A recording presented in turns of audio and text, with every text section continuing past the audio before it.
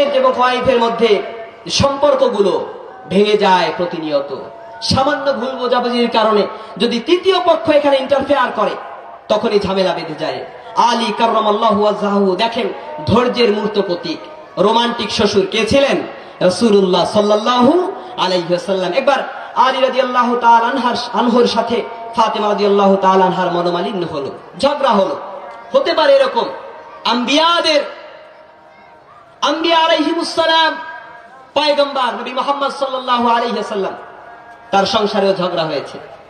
28 দিন মতান্তরে 29 দিন 9 জন স্ত্রী কারো সাথে তিনি কথা বলেন নাই। হয়েছে, এটা হবে।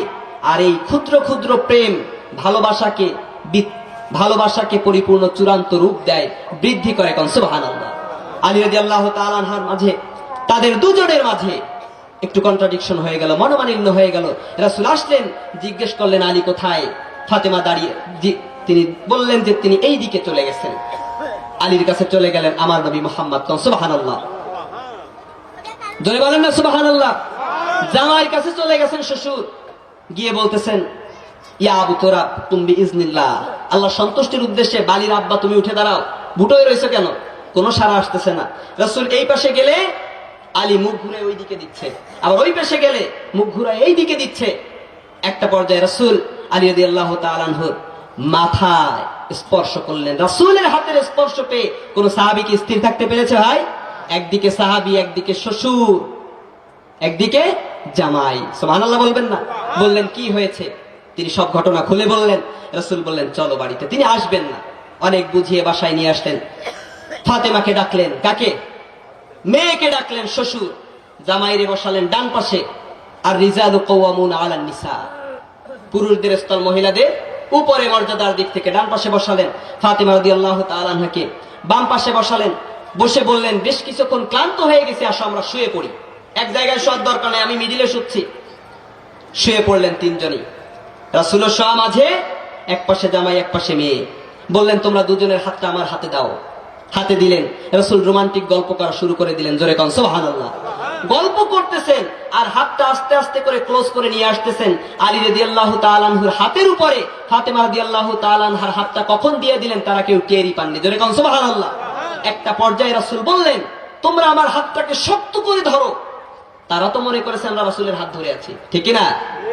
শক্ত করে যখন ধরলো, রাসূল বললেন যতই ঝড়ঝাপটা যাই হোক না কেন ছেড়ে যাওয়ার প্রসঙ্গ আসবে না। এই হাত কখনো কেউ ছেড়ে দিবা না। পারবা তো? আমার কাছে ওয়াদা দাও। বললো যে ইয়া রাসূলুল্লাহ, আমরা কি আপনার হাত ধরেছি ছেড়ে দেওয়ার জন্য? রাসূল বললেন তোমরা কথা দাও না। বললেন যে আমরা কখনো এই হাত ছেড়ে দেব না। এবার রাসূল বললেন তোমরা একটু ওঠো। তারা উঠতে যাচ্ছেন, টান বাঁধতেছে। ব্যাপার কি?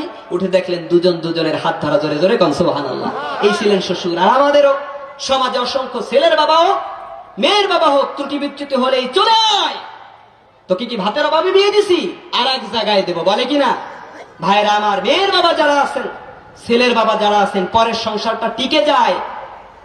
দায় থাকার পরে ঠেলার নাম বাবাজি। আমার এই সংসারটাও যদি ভেঙে যায় কোথায় গিয়ে আমার আস্থা হবে, ঠিক কিনা? একটু সাবধান হন, একটু মানিয়ে দেন না। মানিয়ে নিলে আল্লাহর পক্ষ থেকে রহমত বর্ষণ করবেন কে? আল্লাহ তাআলা নিজেই। আল্লাহর নবী বললেন লা ইয়ারহামুল্লাহু মান লা ইয়ারহামুন নাস, যে ব্যক্তি মানুষকে ক্ষমা করে না, যে ব্যক্তি মানুষকে ক্ষমা করে না ওই ব্যক্তির উপরে আল্লাহ তাআলাও ওই ব্যক্তিকে ক্ষমা করবেন না। যে ব্যক্তি মানুষকে রহম করে না ওই ব্যক্তির উপরে আল্লাহ তাআলাও রহম করবেন না। আল্লাহকে পেতে হলে মানুষের ভালোবাসা দিতে হবে উজাড় করে, উজাড় করে। আল্লাহকে পেতে হলে মানুষের ভালোবাসা দিতে হবে উজাড় করে, উজাড় করে। রাসূলের তরে হলে গান, আল্লাহর ভালোবাসা পাবো যদি আমাকেই ভালোবাসো। যদি আমার গান শুনতে চাও, যদি আমাকেই ভালোবাসো।